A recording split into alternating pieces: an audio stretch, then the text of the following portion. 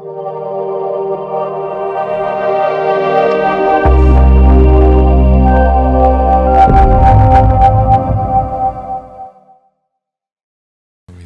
and gentlemen, today you're going to see a rather spirited panel because we are going to be talking about using ICOs, or initial coin offerings, in Regulation A offerings, which is the mini IPO. In other words, combining this new technology of distributed ledger coin offerings with traditional fundraising through IPOs.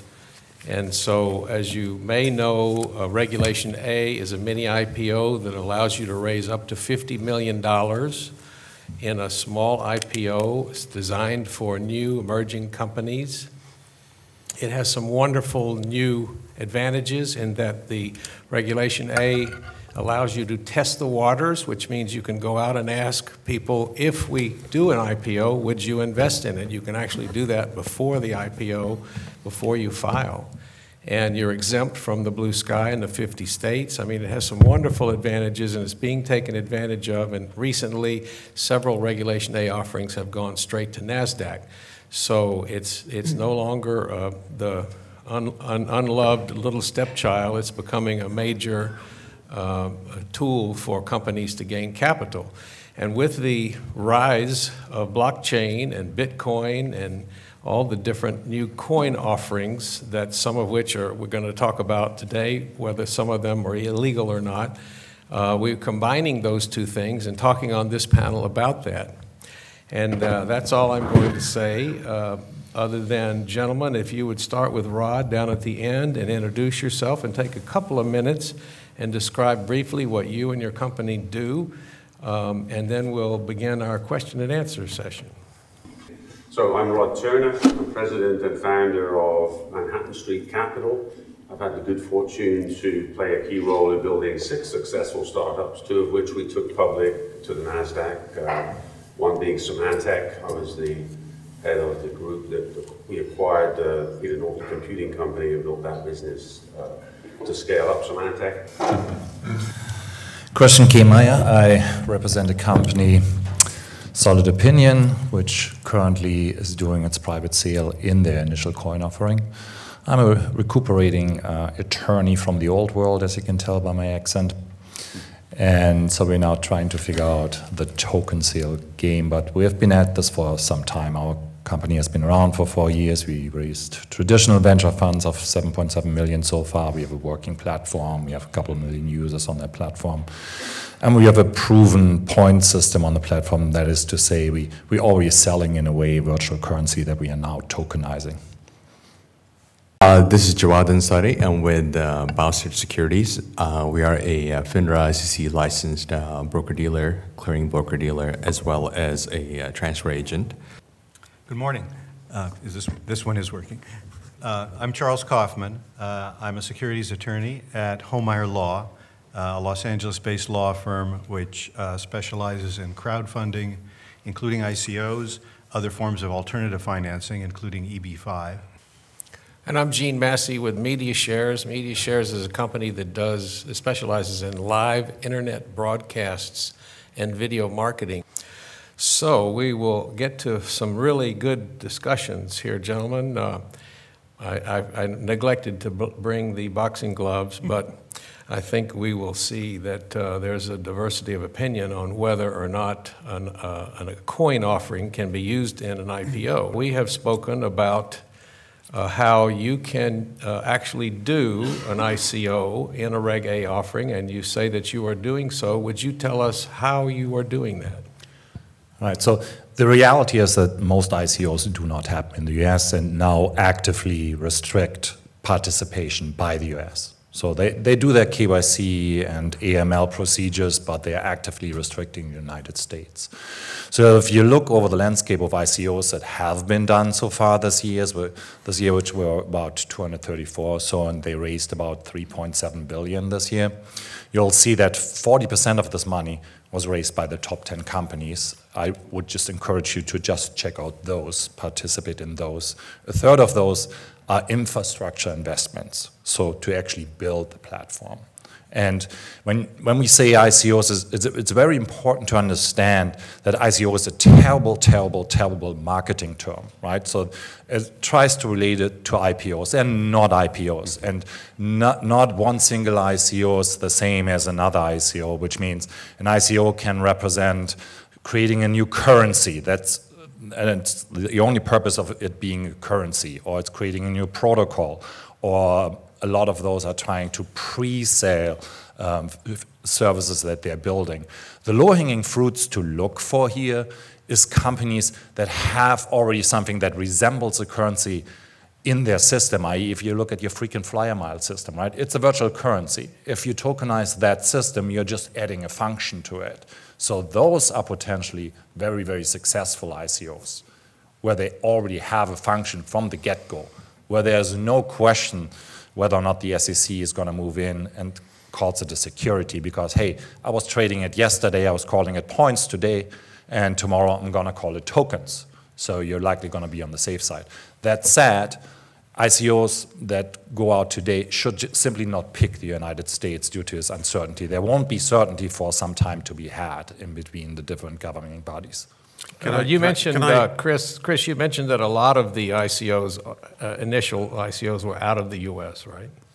Yes, mostly Switzerland. Specifically, the large ones have been done there. If you look at the top 10, I think 60% of those have been done out of Switzerland. I attended the Start Engine conference on ICOs in Santa Monica, and a guy stood up and said, I lost $3 million. My thing got hacked. Anybody help me? And I had lunch with a guy that had his money. He had $300,000 in a wallet. And he said, I can't figure out how to get the money out. And I've tried for 6 months. I can't get it out. And the other guy at lunch said, well, yeah, I bought it at $7,800 and a day is $6,300. And now it's like 11,000. And so you have a digital currency, if you will, that has the potential to be hacked, fluctuates tremendously in value. I'm asking you why, if I have to do a securities offering in order to raise funding from people and promise them some return, why would I want to use coins instead of money? Who wants that? Well, all of us do. Yeah. I think Chris should start on this. Yeah. Okay, so fundamentally, all cryptocurrencies are basically bearer instruments. So they are no different from the piece of paper you have in your pocket right now. So if you put this into a safe, you lose the key. It's the same situation that you have electronically. So that's one big thing to understand. The other thing about security is, yeah, you don't want to store larger amounts of cryptocurrency in what's called a hot wallet. So a wallet connected to the internet. You can just store it on a hard drive. You can just leave it unconnected, sitting on your desk, put a sticker on there with your personal key to that wallet, and that's it. It's unhackable. Well, wait, let me stop you right there, Chris. Sure. If I've got all my material on a flash drive or hard drive or something, and I know that I plug it in order to access my account, there has to be something in the account that says, yes, that's Gene. In other words, there is something in the central currency. No, but no, by definition, there's no relationship to you. The relationship is just to the wallet and to the private key, but how does the not wallet to you. verify that it's me if it doesn't have something in it? If you lose a $100 bill on the street, someone else picks it up. That's the end of the story. It's the same here digitally. Okay. Now, Sarah Hanks, we all know Sarah Hanks is a fabulous attorney, and she has commented that she has seen very few ICOs that are not securities. What's your opinion on that? Right. So what's important is to hone in on the expectation part, because that expectation part is on the side of the buyer. So the current buyer situation really looks like this. You can only partake in an ICO if you already have a wallet, right? So that's your starting point. So what we're actually seeing in the ICO market is the contributions are being made by people that have been in the space for some time. So you've got mining operations, so the coin mining operations that partake. You've got people that bought their currency, their digital currency, a few years ago, or even at the beginning of the year, and they're now playing with the house's money. So the crowd sale in an ICO is really the most uninteresting part to the ICO drivers at the moment. That's maybe 5% of the new money that's coming in because of the hurdles that you actually need to create. And so I encourage everybody, try to partake in an ICO tomorrow.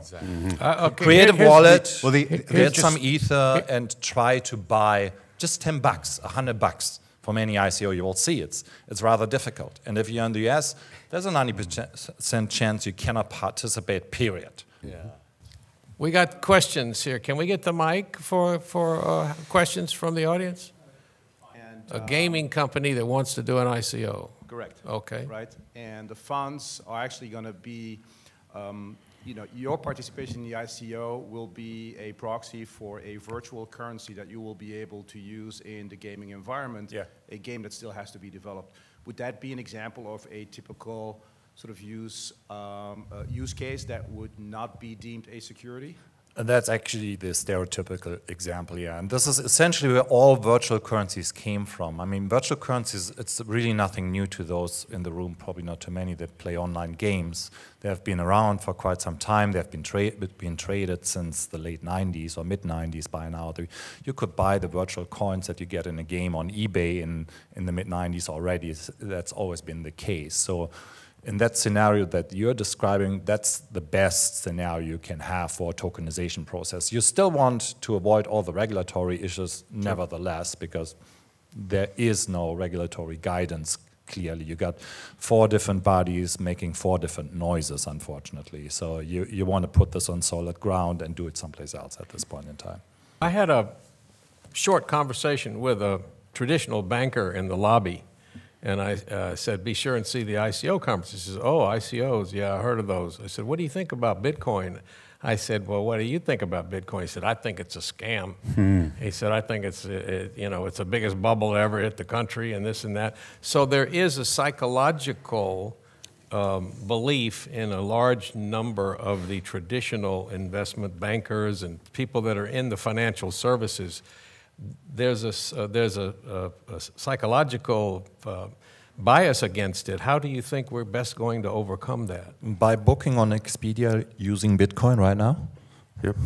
You can buy a ticket right now on Expedia.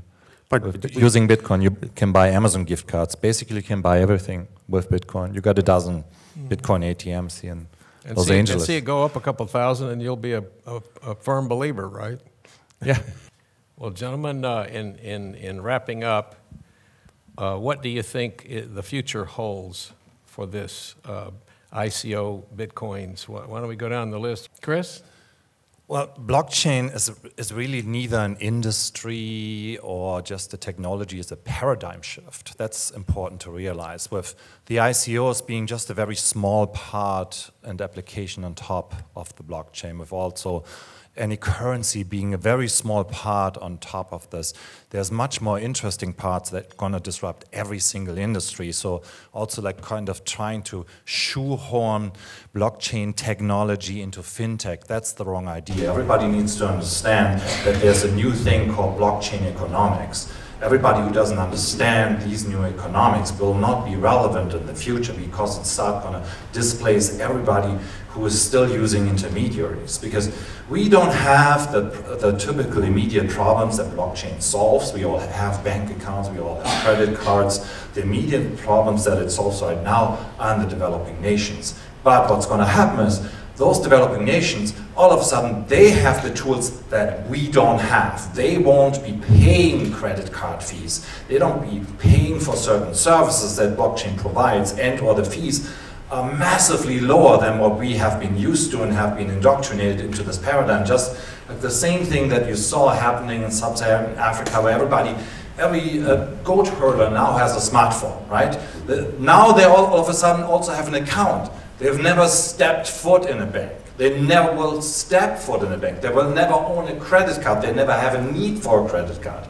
They never had a wire coming into their HUD. They all of a sudden had a smartphone, and now with blockchain, they have access to so much more technology. So that's where the disruption is going to come from. It's the decentralization of marketplaces that everybody needs to understand who wants to be relevant in the future.